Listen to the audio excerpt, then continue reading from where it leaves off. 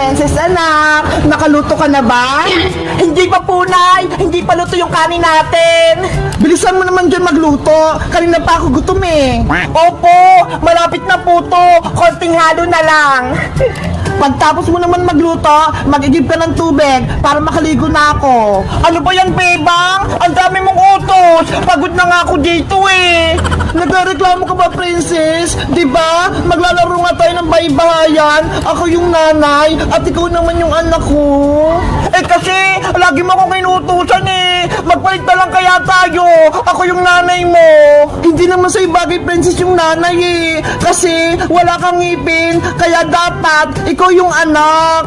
Ano ba yan? Tingnan mo nga, malaki na yung tiyan ko. Tapos malapit na akong mga anak, kaya bagay sa akin yung nanay-nanay. O sige na, papayag na ako. Ikaw na yung nanay, Bebang. Basta, bibigyan mo ako mamayang pera pambiling pagkain ha. Sige, ano Princess, luto na ba yung ulam natin? Opo, Nay, luto na po to. Magsasandok na lang po ako ng pagkain natin.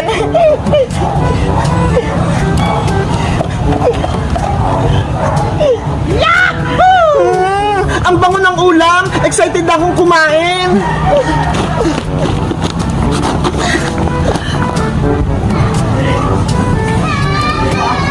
Eto na po na ya. Ay, ang galing mo na magluto, Princess. Pinakbit yung ulam natin. Nagluto rin po ako dito, Nay. Adobong manok. Ito ho. Wow, ang sarap niyan. Tara, kumain na tayo, Princess. Sige pa, kain na po tayo.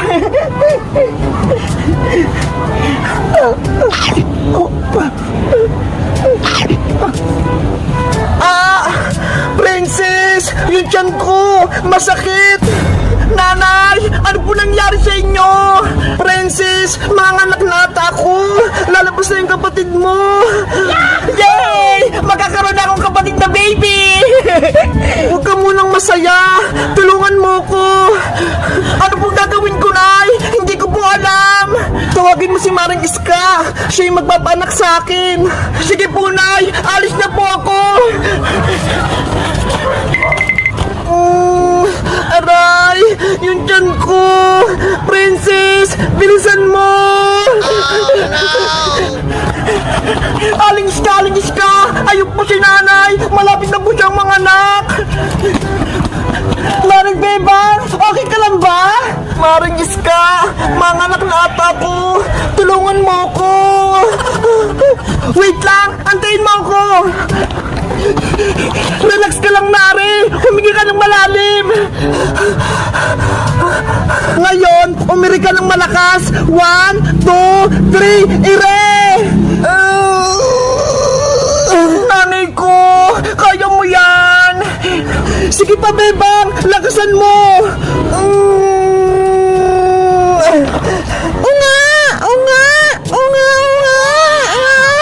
Maring Bebang! Lumabas na yung anak mo! Yahoo! May kapatid na ako! Ang cute-cute niya!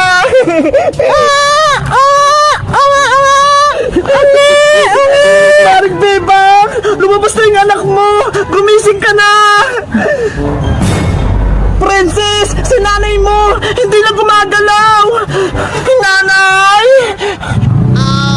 Hindi niya kinaya yung pag-iri. Kawawa naman si Maring Bebang. Wala na siya. Iniwan niya yung baby niya. Hindi pwede. Buhay pa si nanay. Nanay Bebang, wag mo kong iwan. Nanay Bebang, gumising ka dyan. Wag mo kong iwan. Nanay ko. Princess, humingi ka ng tulong. Tuwagin mo yung tatay mo. Sabihin mo si Bebang na himatay. Nasaan po ba si tatay Aling Iska?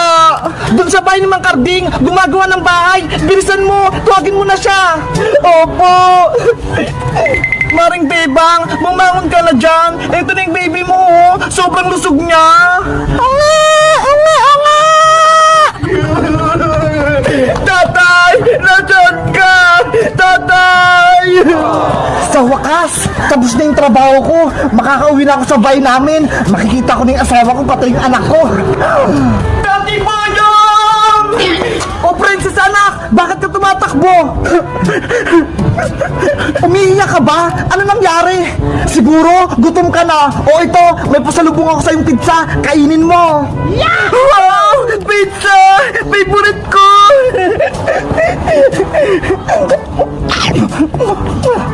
Sabi na nga ba, gutom na naman yung anak kong si Princess. Ang takaw-takaw talaga.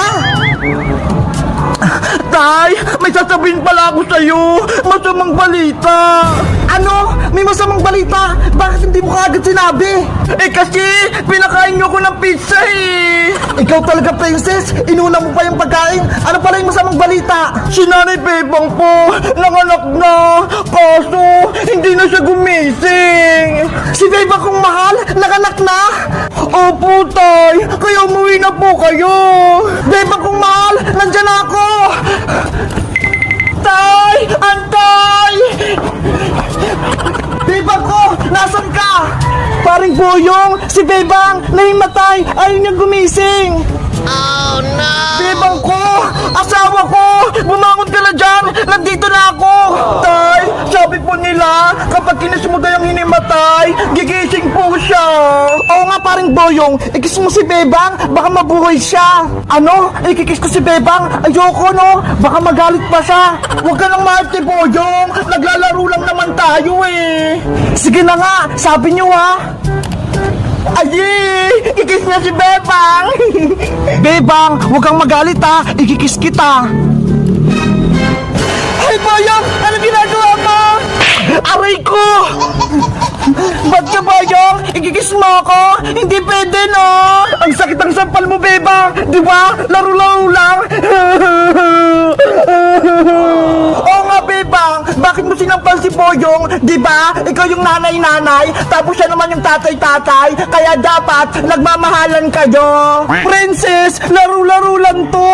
Bawal yung kiss! Magagalitan tayo ni nanay! Sabi kasi ni Princess, ikikis kita eh!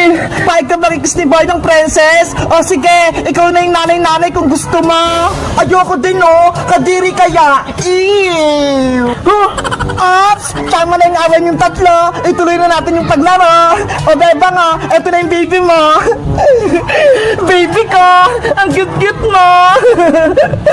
Ikaw naman Boyong, gumawa ka na ng baybayin nyo para masaya kayong pamilya! Okay! Kukuha lang ko ng kahoy pang paggawa ng bahay! Yay! Tuloy na yung laro namin! Nanay Bebang, ako na magawa kay baby! Eto Princess oh, ingatan mo tong kapatid mo! Baby, matulog ka na! Ako yung ate mong maganda! Si Princess daw, maganda! Maganda naman talaga ako ha! Di ba Tatay Boyong? Oo, manang-mana ka sa akin Princess! Nye! Boyong, bilisan mong gumawa ng baybayan natin! Yung anak mo ho, umiyak na! Saglit lang naman, Bebang. Malapit na to. Itatayo ko na lang tong poste na baybayan natin. Tatay Boyong, tapusin mo na yung baybayan natin. Gusto ko na kumain at matulog. Eto na, binibilisan ko na.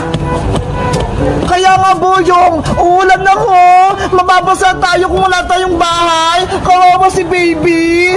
Ano ba yan, Bebang Princess? Minamadali niyo ako. Ang hirap niya gumawa ng baybayan. Hoy Bayang, nagreklamo ka ba? Ikaw yung tatay-tatay, kaya dapat ikaw yung gumagawa ng bahay-bahay.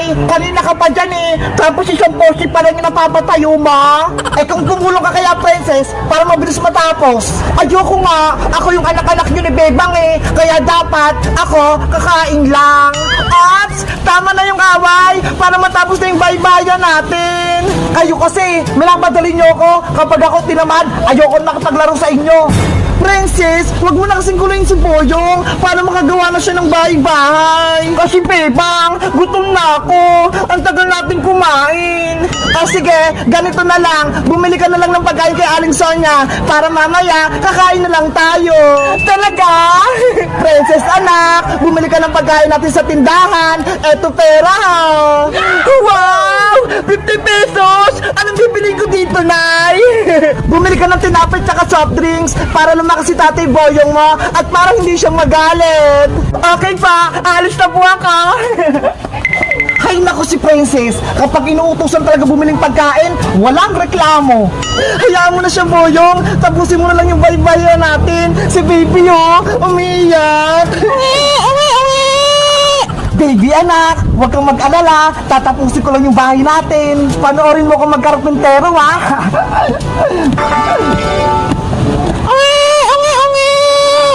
Tahan na, baby. Magatas ka muna. Babe, ang asawa ko, tapos na yung ginagawa kong poste. Ilalagay ko na lang tong bubong para may bahay-bahay na tayo.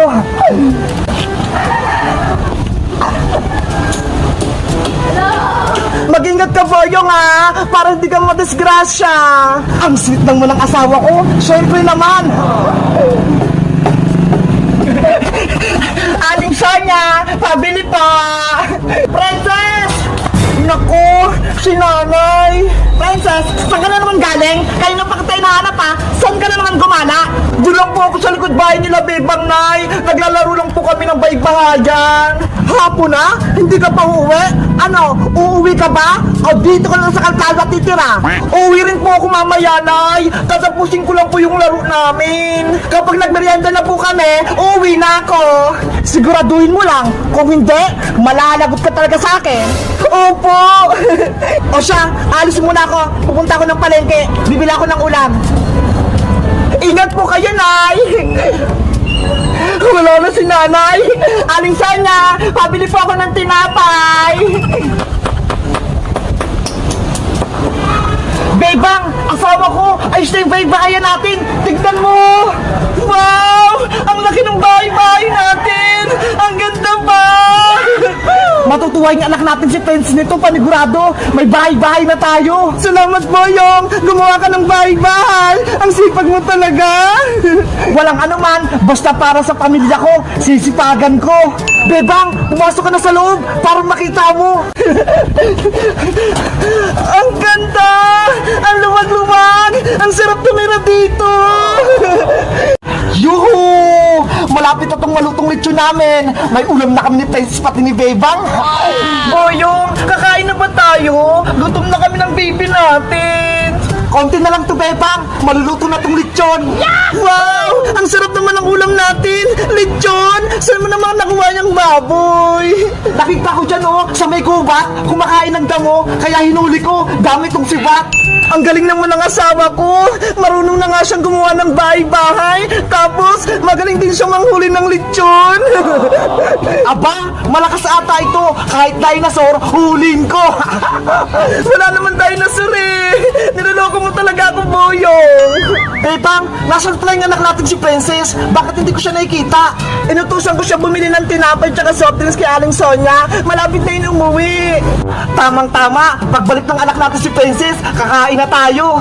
Ang saya talaga maglaro ng baybahayan. Nakakatuwa. Diba, baby? Ungi! Ungi! Ungi! La la la la la la la. May tinapay at soft drinks na kami. Pwede na kaya itong kainin? Kanina pa kasi ako nagugutom eh. Wala naman si nanay tsaka si tatay eh. Kakainin ko na to.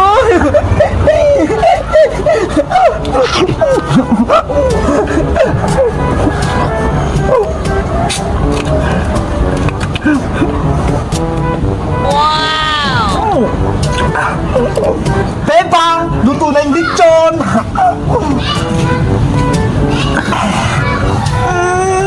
Ang bango ng lechon! Nakakatakam! Ihanda ko lahat tong mesa para makakain na tayo. Magsando ka na, Boyong, para makakain na tayong pamilya. Sige, ayusin ko lang itong mga pinggan natin. Nasaan na kaya si Princess? Ang tagal naman niya. Ayan, malapit ko na yung maubos yung tinapay. Oh, no! Ang sarap-sarap talaga. Wait lang ako dito, Boyong, ha? Hahanapin ko lang si Princess. Sige, basta bilisan nyo, ha? Kakain na tayo. Hawakan mo muna tong baby natin para hindi siya umiyak. Baby, ako yung tatay mo. Boyong, ayaw sa'yo ni baby. Umiiyak siya. Naku, ikaw na lang kaya magkarga sa kanya, Bebang. Mukhang galit siya sa akin eh. Siguro, mabaho ka, Boyong. Kaya ayaw niya sa'yo. Hoy, naliligo kaya ako. O siya, dito ka lang muna ha.